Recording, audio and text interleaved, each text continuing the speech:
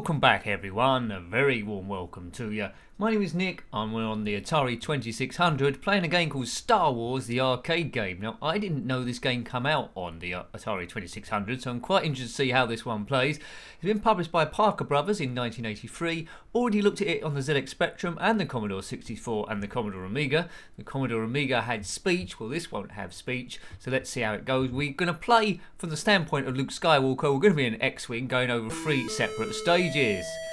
Good music. The movie, of course, Star Wars A New Hope from 1977. Some TIE fighters come across. This doesn't look too bad. Laser fire is brown for some reason. You know, that brown laser fire. I've never heard of a brown lightsaber either. Now, we've got to shoot these fireballs out the sky. The game is over 3 stages. So stage 1 is shooting the TIE fighters. The movie was directed by George Lucas, but you know that already. The second stage will be over the Death Star trying to take out gun emplacements. Then we'll be on the trench run. Right, there comes the Death Star. It's pink. The pink Death Star. Right, okay. This is moving quite well, actually. Better than I thought it was going to do. So the controls are sort of like left, up, well, left, right, up and down for climbing. If you pull up, then you will decrease speed. Go down, you pick up speed. These are gun emplacements here. I don't think there is a game called Empire Strikes Back which come out on the Atari 2600, but not the arcade game. I don't think. Correct me if I'm wrong. So I think we need to take out about 10 of these.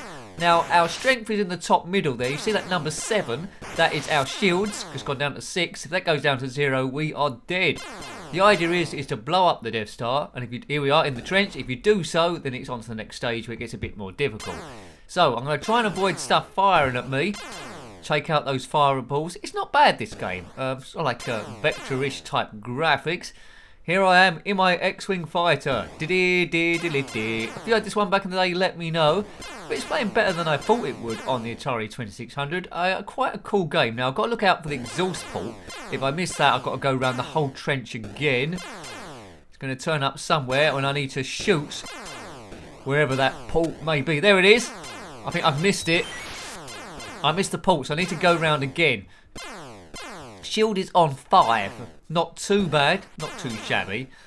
Hope you're seeing these fireballs that are coming in my direction. Got to either avoid those or shoot those out the sky. Unlike the film, Darth Vader and 2 X-Wings, 2 TIE fighters either side don't come up behind you. Han Solo doesn't say, okay, whatever your name is, let's blow this thing and go home. That doesn't happen. Brown laser fire. Why couldn't they do red laser fire? I can't see any reason why the Atari 2600 couldn't do that.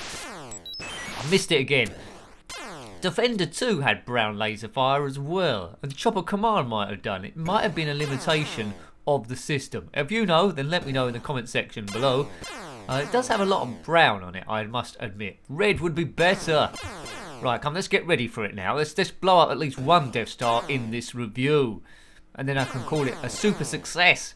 Go Luke Skywalker and R2-D2 and any other robot. Right, I've got it now, surely. Where is it? It's going to turn up in a minute. This is the easy mode. Easy mode, then it goes to medium, I think. Shield is free, shoot it. I've got it. Kaboom. Yay. Nice shot, kid. That's 1 in a million. Thanks, Han. Yay. There we go. Then it just starts all over again. A bit more tricky, in theory. Good, so I've completed it on my first go. These reviews are not expert gameplay, although I'm not too bad at this one. That's how you would have found the game on your first or second go. And I think a lot of kids would have completed this on their first, second go. But they still would have come back to it because it's the events of Star Wars, and Star Wars was super cool. Especially in 1983, have it moving on the screen. So I've completed easy mode. I think there's 2 other modes left, medium and then hard. And already we're back on the surface. Shields are 6. Don't bump into the towers. None of the other X-Wing fighters from Rogue Squadron are with me. Luke Skywalker was flying in Rogue 5 or Red 5. Come on Luke. Use the Force, Luke. That's what Ben Kenobi said, or Obi-Wan Kenobi, when Luke was going down the trench run. Luke, you've turned off your targeting computer and all that sort of stuff. Well, no speech in this one, but it does play pretty good. Good stuff. I think a lot of kids would have been pleased with this one, especially on the Atari 2600. It's quite advanced for that. Plays, oh look, There we go. So the trench now is just like the other versions. You've got to avoid obstacles in the medium mode. Yeah, it moves quite quickly, especially this bit. You don't get too many games quite like this for this particular system. It's doing quite a lot. It's quite clever the way it's been coded. 1983, I would have been well pleased. Spectrum version was good as well. I think the initial version of the Spectrum didn't have any sound, but they corrected that later on. Commodore 64 version was a little bit slower. And the Amiga, yeah, it's probably my favourite version to be honest with you, but this is pretty cool too. Did we get it? No, we've missed it, didn't we? I've got to go all the way around again on no shields. See, it's showing 0. Oh no. Oops. That's it, I've kaboomed. Luke Skywalker has died. Copy that, Gold Leader. I thought he was a nincompoop anyway. Yeah, that boy was our last hope. No, there is another. Who said that? Right, let's keep going. Who was the other one? Luke Sky... No, it's probably Princess Leia they were referring to, wasn't it? Look at that score. 5595. But you can keep going round and round in circles for ages, probably. Look at the stars. They're not stars. They're dashes. That's a problem. Why couldn't they have been pixels? Anyway, you might know.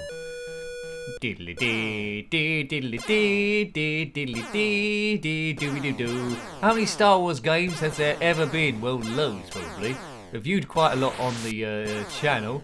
Lego ones, PS4 ones, Spectrum, Commodore 64. You know, a couple of them, the Atari 2600 at least. Do check out Empire Strikes Back, where it's a bit like Defender, except you're fighting against AT-ATs on the planet Hoth. They're ice planet. Good stuff. I would like to have seen Empire Strikes Back, the arcade game, converted on this as well. We'll have to check if that does exist. It might do. I'm not sure if it does. Right. Return of the Jedi, sequel of the two games on most systems, played a lot different to the first two. It didn't use vector graphics at all. Got a similar sort of idea though. Come on, let's do this again. Take out the tower. They're not shooting back at me. Oh, looks like cricket stumps really. So it's not the Death Star. We're going over cricket stumps in some amazing sports shop. Might be JB Sports, who knows. Shield's quite good this time. I've maintained that on 8. Hooray for me. We're back into the trenches. So always get ready to hit your torpedo down the exhaust port, because that will cause a chain reaction which will destroy the whole thing, and which is fully explained in the film Rogue One, why that fault is there in the first place. They deliberately put that there.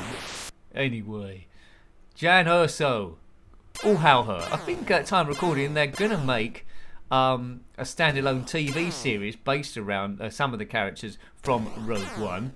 Apparently the first series, apparently the first series of Obi-Wan Kenobi has been already shot.